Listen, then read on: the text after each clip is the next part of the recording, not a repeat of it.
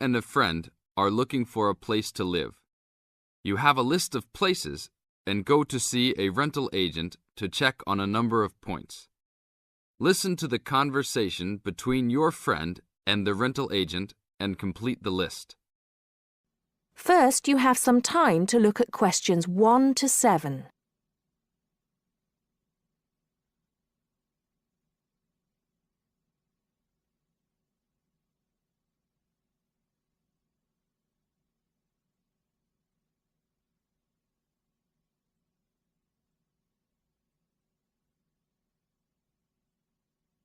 Now listen carefully and answer questions 1 to 7. Hi, we've been looking over your listing of apartments for rent and we have a few questions about a couple of the apartments. Can you help us? Sure. Yep, this is our most recent listing. What would you like to know? Well, we were first wondering about the house on 3rd Street. We can see that it is furnished and rents for $135 a week, but can you tell us how many bedrooms it has? Let's see. In addition to the den, it has 3 bedrooms. The rental on 3rd Street has 3 bedrooms. So in the example, 3 bedrooms has been written down in the number of rooms column for 19 3rd Street. Now we shall begin. You should answer the questions as you listen, because you will not hear the recording a second time. Listen carefully and answer questions 1 to 6. Hi, we've been looking over your listing of apartments for rent and we have a few questions about a couple of the apartments. Can you help us? Sure. Yep, this is our most recent listing. What would you like to know? Well, we were first wondering about the house on 3rd Street. We can see that it is furnished and rents for $135 a week, but can you tell us how many bedrooms it has? Let's see. In addition to the den, it has 3 bedrooms. What about the one on Route 9N? It looks like it's big with a library and a deck, but it doesn't say how much it costs or anything else about it. Oh yes, Mrs. Gaylor's apartment. That one is actually only a 10-month rental and it is going for $156 per week. It's quite a nice place. She only rents for 10 months each year because of horse racing season. Then her relatives all come to stay, so tenants have to move out.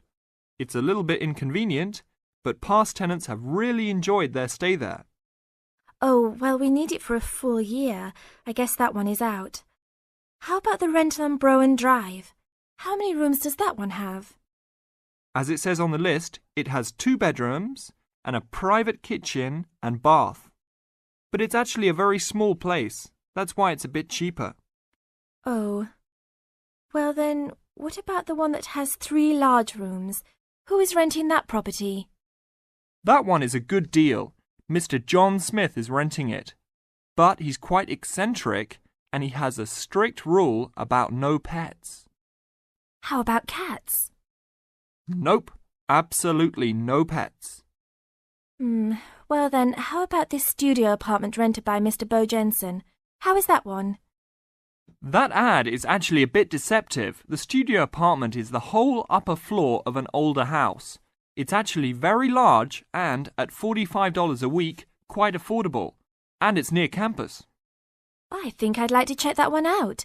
Do you have a telephone number that we can call? It's not on the list? Oh, it isn't. Here it is. You should ring area code 518 and then 543-7790. Thanks. I think I'll call on that one first. Your friend decides that he would like to talk to Mr. Bo Jensen. Before you hear the rest of the talk, you have some time to look at questions 8 to 10.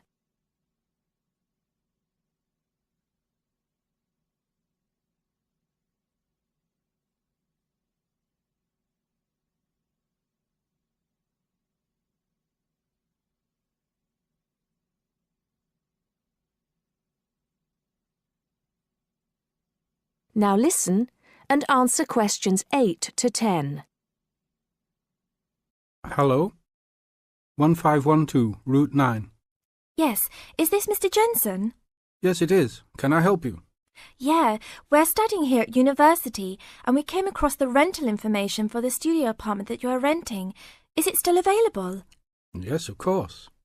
I actually just placed the ad and you're the first person to call. Is there anything you'd like to know about it? Yes, actually there is.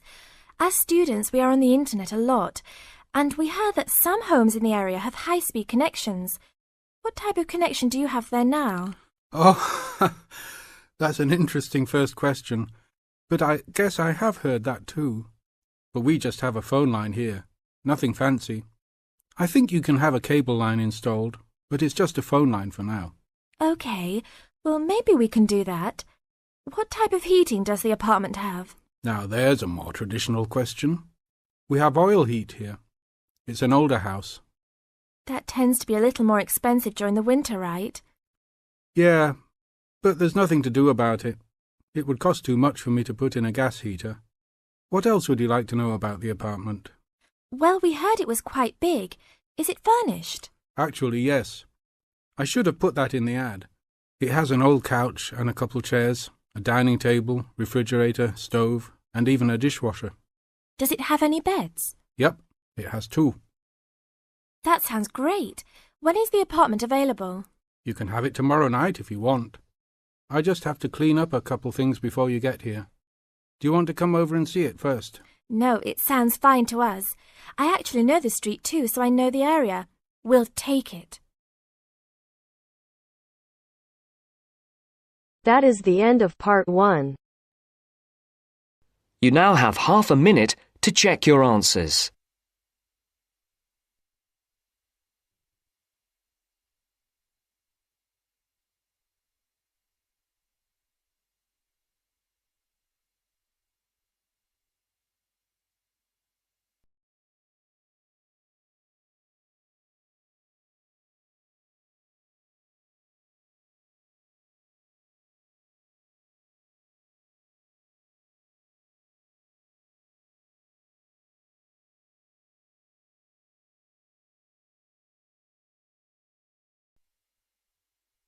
Now turns to part 2.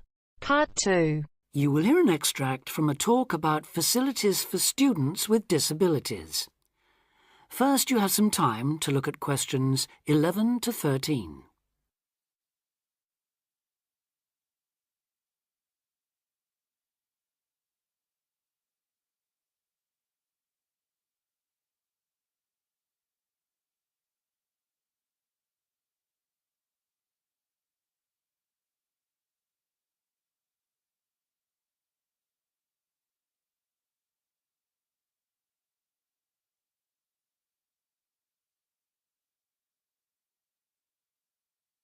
Now listen carefully and answer questions 11 to 13. Welcome to Student Times, the programme with all the latest on what's happening at universities around the country. Today we'll be discussing disabled applicants and the kind of support they can expect to find, or not find, at the university of their choice. With me to tell us more is Student Disability Advisor Sally Taylor. Good morning, Sally. Good morning, Hugh. I'd like to start by pointing out that although 1 in 4 people has some kind of disability, the proportion among students is much lower. This is partly because most students are under 25 and many people only develop their disabilities as they get older, but it's also because some universities don't do much to encourage access. It is true, though, that some have quite sticky problems when it comes to, for instance, wheelchair access, ancient buildings, cobbled streets built centuries ago, and so on. When faced with such a situation, some universities make an extra special effort to provide for students with particular disabilities, while others have specialist accommodation. In fact, all universities should have a written policy statement on students with disabilities, setting out what facilities they have, what their attitude is, and what they're prepared to do. But having said that, only you can properly understand the challenges of any disability you have, and so before accepting a place at a university, or even while you're considering applying, if only to raise the university's awareness, it's good to talk to them and find out how much they can and will do for you. The problem is who to talk to. Most universities and some students' unions have a disability advisor who is supposed to know what facilities they already have and will help with further arrangements if necessary or possible. However, all too often this person is a token. Sometimes it's just an extra responsibility given to a secretary. They don't know what the situation is in practice, and they don't have any real authority to change anything. So, given that for any prospective student it's best to visit a university before applying, it's an especially good idea for students with disabilities or special needs to check whether the place really does come up to scratch. In general, the university should provide personal care and assistance, and there are certain key features to look out for if you have a particular disability, including the following. Before you hear the rest of the talk, you have some time to look at questions 14 to 20.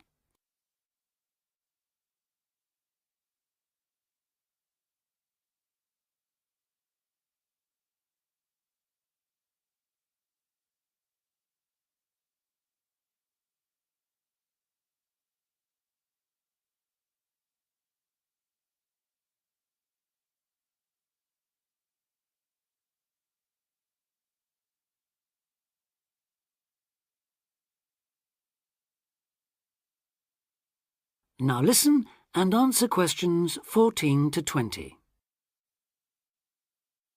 Firstly, if your mobility is impaired, check there are ramps and easy access to all buildings, not just accommodation or teaching rooms. Then, when you're inside, look for clear instructions on fire and emergency procedures for the disabled. Also, make sure there are lifts that work, not the usual ones that seem to be out of order half the time. And check for suitable lavatory facilities. There is a different set of things to look for if you suffer from any kind of hearing impairment. There should be induction loops in lecture theatres, flashing sirens in all rooms, and in accommodation, visual doorbells that light up when somebody calls round to see you.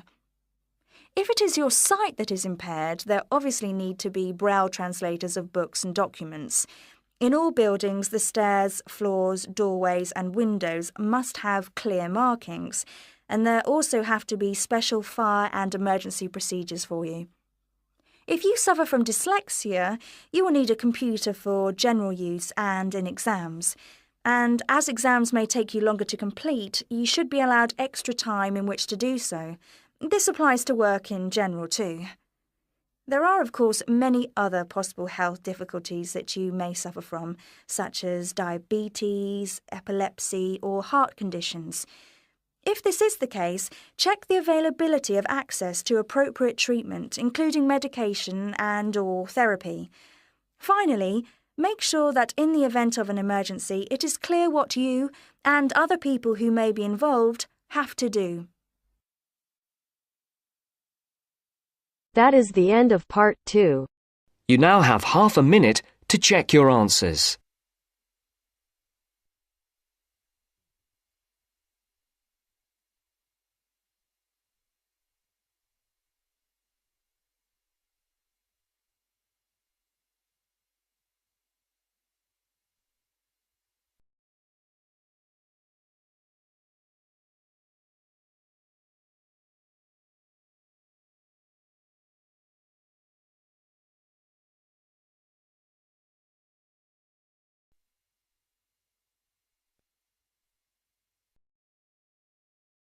Now turns to part 3. Part 3. You are going to hear a conversation between an interviewer and a professor. First, you have some time to look at questions 21 to 26.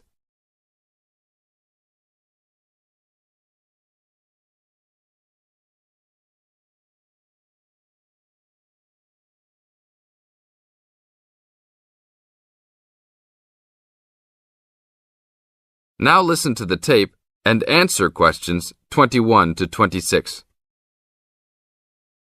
Today I'm here with Professor Nittick, who is our new university president.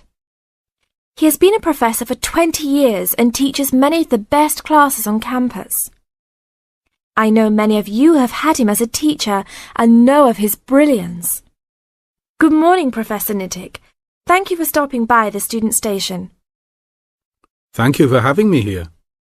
It is always great to get to meet many of the students who are involved with our school. I haven't been here since 2 years ago. Yes, I remember at that time you were still teaching every semester. 2 years later, you're only teaching every once in a while. But it seems like you are still always busy. The administration world is just as busy as the teaching world for you. How do you stay in touch with the university, even with the change in your everyday duties? I try to stay in touch with what is popular with the university students. I usually spend time with as many students as I can. They usually give me insight into what the new concerns and beliefs are for the new generation. On top of that, I try to be as youthful as I can. I consider myself to be youthful, at least for my age.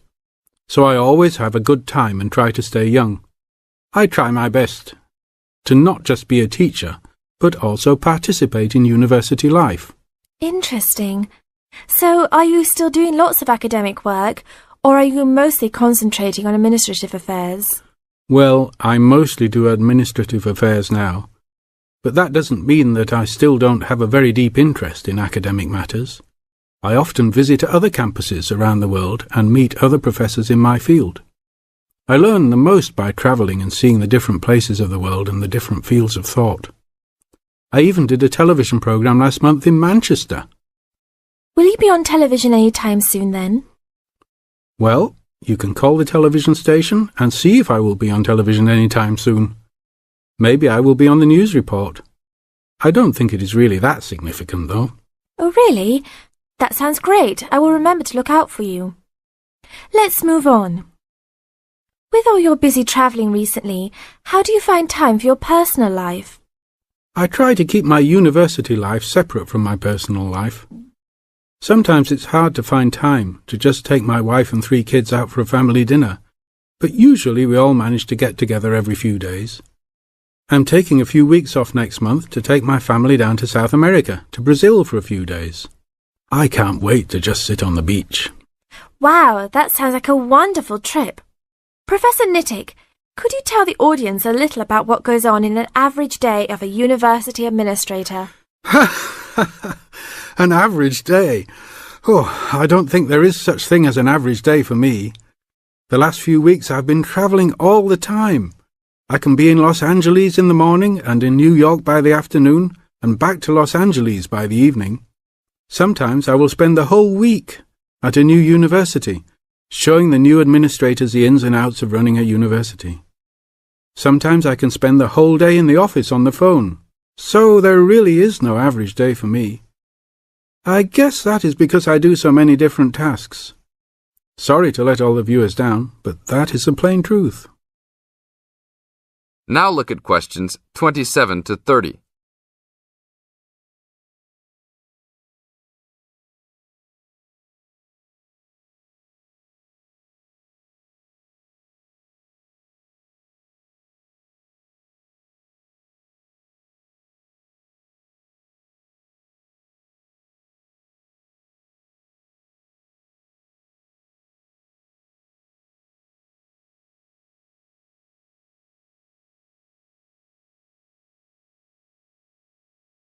Now listen to the tape and answer questions 27 to 30.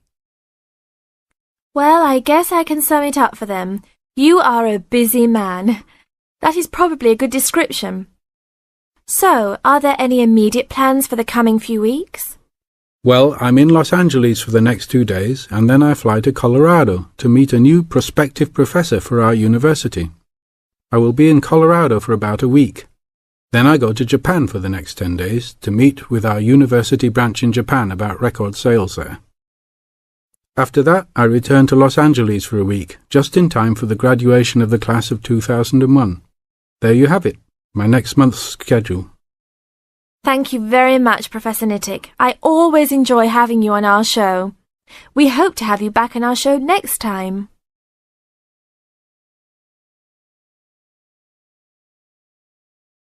That is the end of part 3. You now have half a minute to check your answers.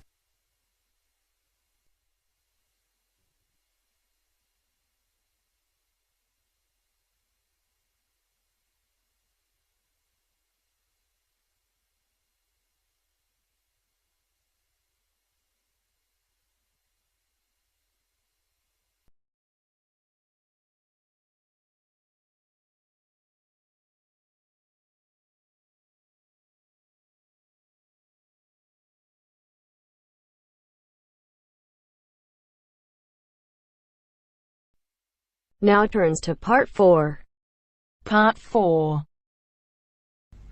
You will hear an extract from a talk about student health, and specifically about ways to avoid headaches. Listen to what the speaker says and complete the summary. First, look at questions 30 to 40.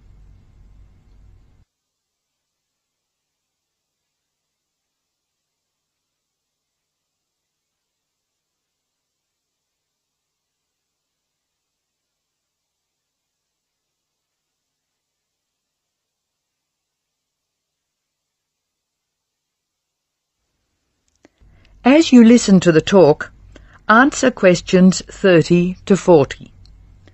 Complete the summary.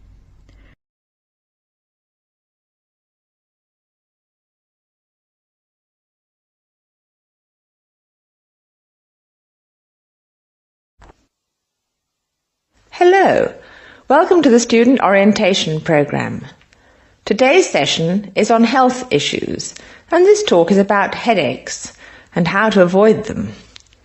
It may surprise you to hear that headaches are often caused by hunger. In fact, one study suggested that 70% of headaches are related to hunger, which makes it the principal cause. The advice is simple: eat 3 meals a day and try to keep to a fairly regular schedule of meals. People associate noise with headaches, and for most of us, excessive noise creates the conditions for a headache. Very loud noise is unpleasant, and people usually remove themselves from it. Having said that, younger people tend to tolerate noise better than their elders, so I may be leaving noisy places far earlier than you. Just remember that exposure to too much noise may predispose you to a headache. Of course, we all associate headaches with studying. In fact, the headache probably doesn't come from the studying so much as from being tense. When we study hard, we often hunch over our work. Try raising your shoulders and tensing them, and now relax. Can you feel how much more comfortable a relaxed stance is? Another thing, it's very important to check that you are working in a good light. It will not actually hurt your eyes to work in a bad light, but it will make you tired very quickly, and is very likely to give you a headache. What's more, if you have the book flat on a desk in front of you, it will be harder to read, and you'll have to hold your head at an odd angle. It is wise to have a book rest, which raises the material you are reading 45 degrees to the desk. This will help reduce your chance of a headache. Try to relax before bed, so that you will be relaxed when you try to sleep. A soak in a hot bath may be helpful. It's also important to really sleep when you go to bed. A good mattress is a wise investment for people who want to avoid headaches. This talk seems to keep coming back to tension. Tension may cause you to chew too forcefully, clench your jaw, or grind your teeth, and this in turn may lead to headaches. It is very easy to say that you shouldn't grind your teeth, and very hard to stop, particularly if you grind your teeth in your sleep. Try to avoid situations which will make you tense, particularly just before bed. If you do compulsively grind your teeth in your sleep, ask your dentist about a soft mouth guard. In general, Try to eat regular meals and avoid tense situations. Be sure you get plenty of exercise. Hopefully your headaches will be greatly reduced. One other thing I should point out, avoid smoky rooms and cars. Such places certainly encourage headaches, and the smoke may be doing you quite serious long-term damage. That is the end of part 4. You now have half a minute to check your answers.